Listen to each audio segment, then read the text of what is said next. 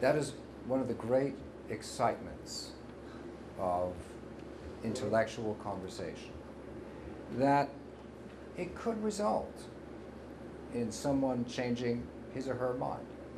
It seems to me that that has been the case of every successful meeting I've ever been a part of, which is why I go to them. Most of them don't show much signs of success, and therefore, as Gennady will tell you, I'm famous for ignoring meetings. But this is one, I think, which is well worth doing, because one of the virtues of an intellectual argument, however irrelevant you may believe it is that it could cause you to change your mind. Epistemologically, let me entirely endorse what you say about my working in cultural products. Cultural products are my data, and reason is my test tube, and that's the way I function, and I'm happy to do that. What relationship that has to the real world, I suppose at any given moment will depend upon the definition of real, but I'm sure that we can agree at some level by the time we're done as to what that might be. David. So, first of all, in preparation for this conference, I read 2 of Dr. Atkins' books, which I mentioned to him prior. So, I know the animal. And it is only animal. It is No. So, to set the stage with information, both Reverend Chilton and Lawrence Schiffman come at... How come he gets to be Lawrence and I have to be Reverend? On purpose. Oh, okay. On purpose. Just asking. On purpose. All right. Come at the world with a set of assumptions. I call them religious assumptions. That's the earth they stand on, and they go from there. I write metaphysics without any assumptions, just to have clarity in the situation. I don't take any assumptions from religion, including Judaism, as given. I start with a fresh slate, although my book is written within a Jewish context to give it texture and flavor, just to be clear. But to get to the heart of the matter, because ultimately I felt this conference would come to precisely this point that Dr. Atkins is raising. In Dr. Atkins' books, he maintains that the source of everything, in fact, the source of Dr. Atkins, is decay. Is that true or not? Yeah. Correct. It's decay. But, it's decay. For the moment. Yes, for the moment. Come on. Yes. First, I want to commend you on being an honest person. Yeah. Okay. In Aristotelian. According to my metaphysics, the source of Atkins is potential and extraordinariation. And Atkins has to decide, is he the product of 1 billion years of decay or 1 billion years of extraordinariation? I go for decay. That's correct. And therefore, that's what he votes. That's what he votes. Understand the stakes here.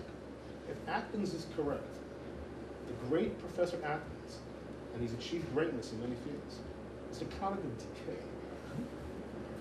Okay? Let's all understand the stakes. If he wins, he loses. That's my... I think you have a... Yeah, please. But it's such a wonderful defeat. Not really, but I won't belabor the point. But just to set the stage with Dr. Atkins' own words. Not to belabor Good. me. I think we'll return to this. I think Norman first, and then Marcelo. Yeah? Never will science be able to acknowledge the existence of God, because the equipment needed will have to be more subtle than the thing that it measures. No proof. Marcelo. I just wanted to say that decay, but perhaps that's a wonderful thing, because if indeed all we are are the product of a sequence of accidents and imperfections, and yet we are able to be this conglomerate of matter that can think about the universe, that is a very glorious kind of decay. Well, I have what I call the 7-year-old test. Line up 100 7-year-olds and ask them, which is more likely, that Atkins is a product of decay, or is a product of extraordinariation? And just by looking at me, they can say decay. No. No. Because when you get to very fancy philosophers, they can rationalize anything. But when you ask what I call the 7-year-old test, you will tend to get to the heart of matters very quickly. All the scientists, or many scientists, like apparently these two gentlemen here, actually believe this. It's beyond belief. That we're the product of decay. That the universe, the butterflies, rainbows, love, poetry, Tennyson, you name it, it's a product of decay. And that's what makes it and it's beautiful. frankly unbelievable. It's frankly unbelievable. But it's frankly wonderful. That's the beauty of it. And what we've got to do this week. I'm at an age where when I'm betting on decay myself. So get out of here. It becomes intriguing more and more with every second here. Yeah, that's because we're. Here we have a classical dualism between decay and construction.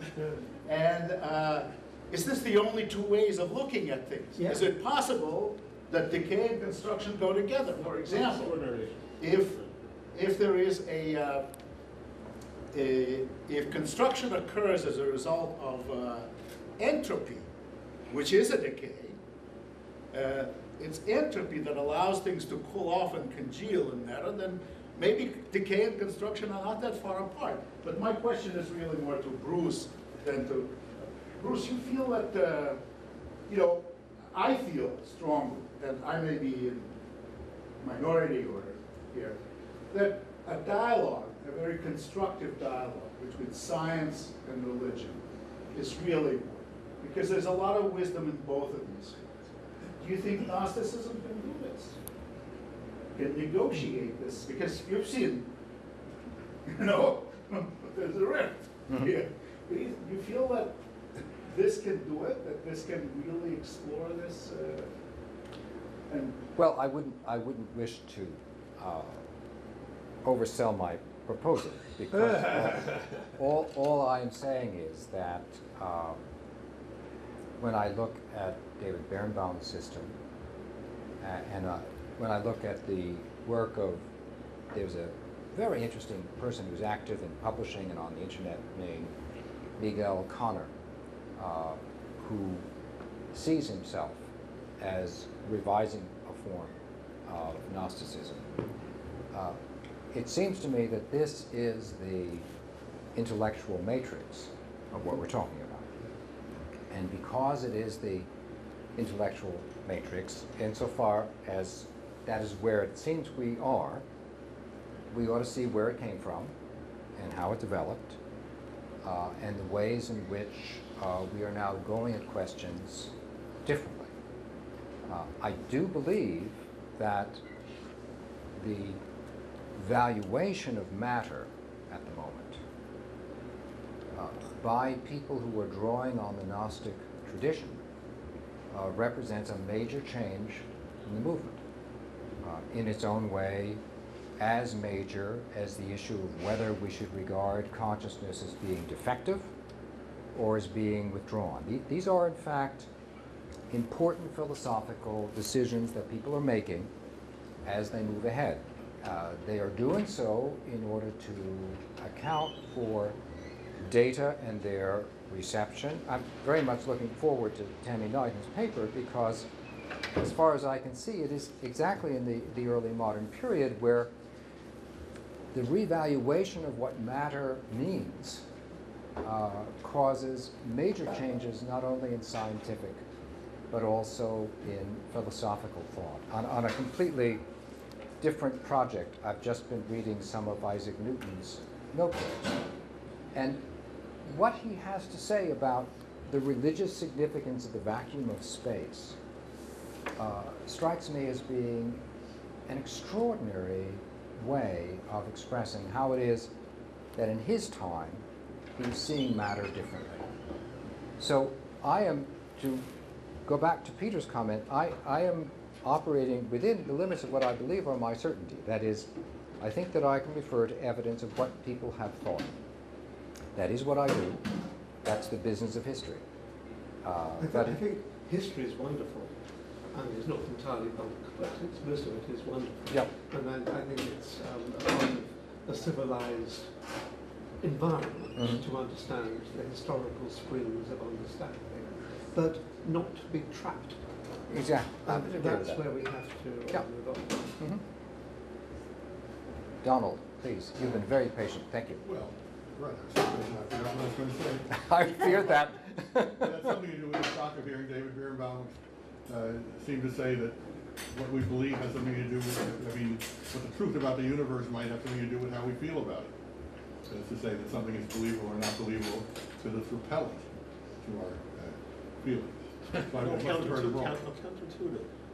If I said to you, you are an igloo piece of ice, it's not because it's being repellent, it's counterintuitive. You don't think you're an igloo piece of ice. I'm saying when Atkins says, I'm the product of decay, it's just counterintuitive. I mean, I realize it's very scientific and you say it, but counterintuition is the essence of science. It's all counterintuition. Well, then there's no end to anything. I don't mean to say. I don't want to. Tammy has a comment. She's really been patient. Well, Yeah. I just have to say this because this is the crime of my field, okay? In philosophy, everyone loves to put so much stock in intuitions. And since we do have a diverse group here, let's just get it on the table. I find I'm not so big on experimental philosophy, but here's one point I think people are making in this field.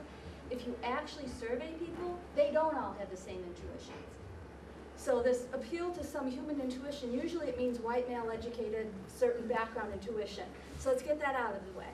And we're talking about different religious traditions where people have different intuitions from the get-go. I think the history of science is very interesting because the intuitions of what science is have changed. The intuition of what knowledge is has changed. So I just wanted, if we're going to banter around the word intuition, let's really try to say what we're talking about, because if we mean this is my intuition, therefore all humanity has this intuition, that usually has been shown to be false when people investigate. I just want to say that. I would like to argue at the level not of intuition, but viscera, that it is the time when they said that we would be eating. And that this is an important observation to make that I think we can all take home and we can all speak about further. Thank you for an excellent discussion.